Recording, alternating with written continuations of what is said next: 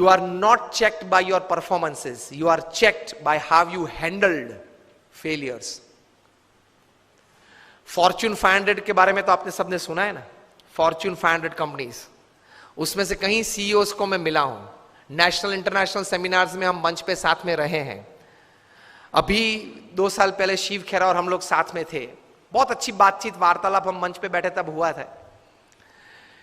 बड़े बड़े सीईओज को मैंने पूछा है, मल्टीनेशनल कंपनीज के सीईओज को, कि the person to whom you are paying more than 10 crore rupees per annum in salary, what do you ask them in their interviews? तो एक बड़े मल्टीनेशनल कंपनी के सीईओ ने मुझे पूछा था कि Swami, this is the first time I am asked this, कभी हमने ये नहीं सोचा था। मैंने बोला कि क्योंकि कई एग्जीक्यूटिव्स हैं, उनकी एनुअल तनख्वाह है 50 करोड़ 100 करोड़। मैं जागृत अवस्था में बोल रहा हूं।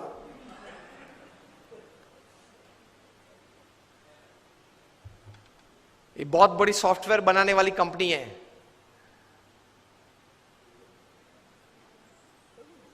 हाँ, इन्फोसिस नहीं, इंडियन कंपनी है, अमेरिकन कंपनी है।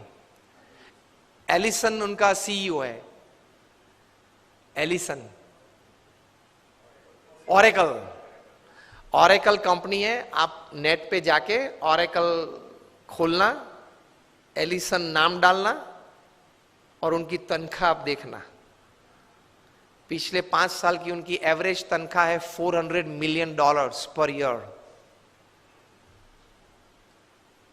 साइलेंस। $400 मिलियन, $1 मिलियन मतलब 65 करोड़ गिन लो, चलो राउंड फिगर 70 करोड़ गिन लो। $1 million is, that is $10 lakh is 7 crore rupees. So 400 million is 2800 crore rupees per annum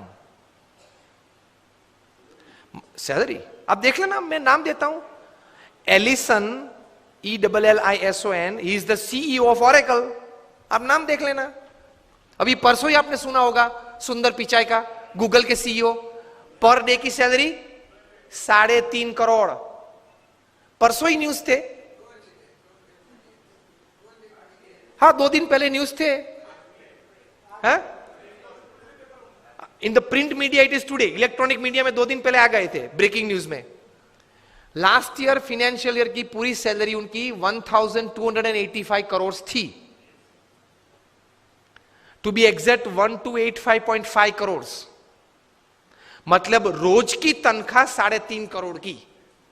सुंदर पिचाई, गूगल के सीईओ, अब देख लेना। मैंने इनको पूछा, इनकी एमएनसी की टर्नओवर थी 2.5 लाख करोड़ की।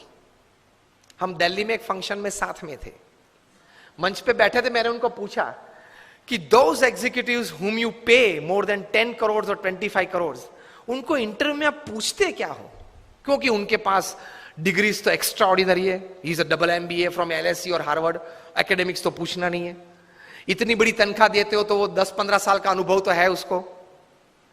10-15 साल में उसने 50,000 करोड़ 1 लाख करोड़ मैनेज किए हैं, हर साल टर्नओवर किया है, ऐसी कंपनीज में ही बड़ी बड़ी पोजीशंस में वे रहे हैं। तो उनको नेटवर्किंग में पूछना नहीं है, एडमिनिस्ट्रेशन में पूछना नहीं है, HR में पूछना नहीं है, मैनेजमेंट में पूछना नहीं है, ग्रोथ के बारे में आपकी क्या सोच है वो पूछना नहीं है। आप पूछते क्या हो उनको इंटरव्यू में? उन्होंने मुझे एक बहुत अच्छी बात बताई कि स्वामी जी, इन कक्षा के लोगों को जिनको हम ये प्रकार की तनख्वाह देते हैं, उनको इंटरव्यू में एक ही प्रश्न पूछते। I was like very surprised. मैंने बोला एक ही प्रश्न पूछते हो? कहा? और उनका उत्तर वे 20-25 मिनट तक देते हैं, तभी उत्तर पूरा बनता है। That was more surprising. I said what do you ask? He said हम एक ही प्रश्न पूछते और ये पूछते हैं, describe a big failure in your life and how did you handle it? प्रश्न क्या पूछते हैं इन कक्षा के लोगों को? Describe a big failure in your life. आपके परफॉर्मेंस के बारे में हमें कुछ पूछना नहीं है कि मैं पहली कंपनी में था, वहां 200% सेल बढ़ा दिया, दूसरी कंपनी में था, वहां 500% ग्रोथ कर दिया, वो हमें नहीं सुनना है। वो था, आप लोग सब जो यहां बैठे हो, जो इंटरव्यू वाले देने आए हो, जिनको हम ये तनख्वाह देने वाले, सबके पास ऐसी ऐसी परफॉर्मेंस स्टोरीज है, ये कॉमन है, ये हमको नहीं पूछना है। पूछना क्या है? Describe a big failure of your life and how did you handle it. Simple. Performance से आपका कैलिबर का टेस्टिंग नहीं होता, वो तो किसी को भी चांस मिल जाता है, प्लेटफॉर्म मिल जाता है तो कूद लेता है। How did you handle failure? How did you handle a setback? How did you handle a fall in your life? That is important. क्योंकि अब रूटीन में जब हमारी, अगर हमने आपको हायर कर लिया, रूटीन में हमारी कंपनी चलती होगी, तो आप तो अच्छा परफॉर्मेंस दिखाए नहीं वाले हो। लेकिन कंपनी में अगर बड़ी आफत आ गई तो आप क्या करोगे वो बताओ। बाकी तो आपकी जगह और कोई भी ये कंपनी चला लेगा। Isn't it a very important question? उसमें वो मल्टीनेशनल कंपनी के सीईओ ने मुझे बताया कि स्वामी, इसके उत्तर में उसको 20-25 मिनट हम देते हैं और उसमें भी हम ये जांच करते हैं कि किस प्रकार के विचार और प्रैक्टिसेस उसने अप्लाई किए, वो साइड में रखते हैं। किस प्रकार के एटीट्यूड्स उसने उस वक्त रखे, उस पे हम गौर रखते हैं। What we see in his answer is not what he thought during failure, not practicals what he applied to come out of that failure. What we see is what type of attitude he kept when he was a failure, when he met failure in his life. तो महान लोग ये परिस्थिति में इस प्रकार के attitudes रखते हैं। तो इसमें यह बात आती है गम खाने की। ये बहुत बड़ा विचार जो प्रमुख स्वामी महाराज ने दिए, उसमें कई प्रकार के ऐसे अर्थ आ जाते हैं। That is the greatness of life. How do you handle failures? Failure handle में सिर्फ आपका एटीट्यूड, एक ही शस्त्र आपके पास रहता है। हां, ऐसी परिस्थितियां जीवन में आएगी जब आपके मोबाइल नंबर में 400 फोन होंगे, किसको फोन करूं वो तकलीफ में आ जाएंगे आप। Even if you are the Sahara of thousands of homes, when you are lying बेसहारा in तिहार for 4 years, किसको फोन करूं? उनके मन में भी दिक्कत होगी ना कि अभी 4 साल से 10,000 करोड़ के रुपए के व्यक्ति तिहार में है, किसको फोन करते होंगे वो? मोबाइल में तो होंगे 1000 से ज्यादा नंबर। आपके सिटी के, बेंगलोर के किंग ऑफ द स्काईज जब भारत छोड़ना पड़ा, तब भारत का पासपोर्ट नहीं यूज कर पाए, डिप्लोमेटिक पासपोर्ट पे भाग गए ना। अभी वापस लाने की सब प्लानिंग चल रही है, आएंगे शायद, और अगर मुंह खोलेंगे बड़े बड़े तकलीफ में आने वाले हैं। तो फेलियर्स जब आते हैं तब एटीट्यूड्स किस प्रकार का रखते हैं, that is very important in life. Blame game चालू हो जाती है। तो यह व्यक्तिगत जीवन में है।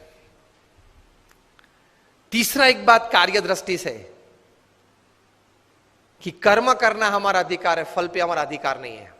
If there are 100 things which are in your control that you can effect the end result, there are 1000 factors which are not in your control which can negatively effect the end result. Yes और no? आपने बड़ा अच्छा धंधा चालू कर दिया लेकिन government की पॉलिसी बदल गई तो? आपने स्टैंड का धंधा चालू कर दिया और गवर्नमेंट ने कैप रख दी, क्या करेंगे? रख दी है, और कहीं कैप्स आने वाली है। मतलब there are thousands of factors which are not in your control which can actually effect the end result. इसलिए श्रीमद् भगवद गीता में भगवान श्री कृष्ण ने लिखा है कि you do your job in the best knowledge and the best practices that you have, and result Lord Krishna says I will decide. आपके पूर्व के जो कर्म हैं, आपने जिस भावना से वो कर्म किया है, जिस स्वार्थ से वो कर्म किया है, जिस एक दोनों को धक्का मार के आगे निकल गए हो, वो सब भी गिनती में तो लेना पड़ेगा ना। वो सब वो हिसाब से फाइनल रिजल्ट आता है। अगर ये बात को समझ ले तो आप कभी डिप्रेशन में नहीं आओगे, कभी स्लीपिंग पिल की आपको जरूरत नहीं पड़ेगी।